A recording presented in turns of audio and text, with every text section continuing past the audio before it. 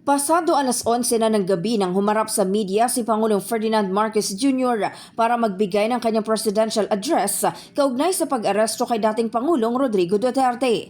Kinumpirma nito na inilipad na ang dating Pangulo patungong The Hague upang harapin ang kaso nitong crimes against humanity may kaugnayan sa madugo nitong anti-drug war campaign.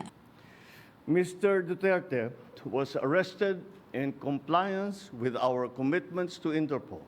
Inisa-isa rin itong sagutin ang ilang paratang na ibinabato ng mga taga-suporta ng dating presidente. Kabilang dito ang paratang na unlawful arrest ang ginawa ng mga otoridad.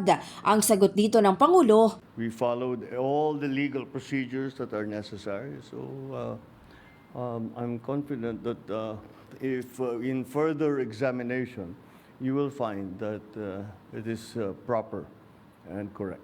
nanindigan rin si Pangulong Marcos na walang paglabag sa soberanya ng bansa ang pag-aresto at mas lalong hindi anya ito political persecution.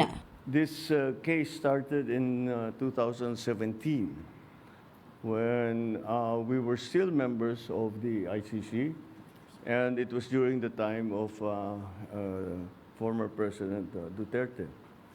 So I don't see how that can be political persecution on my part because it was initiated before I even came into the picture. So Sa huli nanindigan ng Pangulo na ginagawa lamang ng gobyerno ang trabaho nito. Hindi anya dahil si Duterte ang aarestuhin kaya sila kumilos, kundi sila'y sumusunod lang anya sa commitment ng bansa sa Interpol.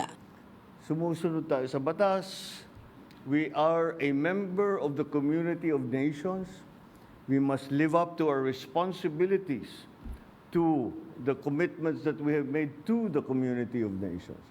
In the heart of changing lives, ito si Brigada Maricar Sargan ng 105.1 Brigada News FM Manila, The Music and News Authority.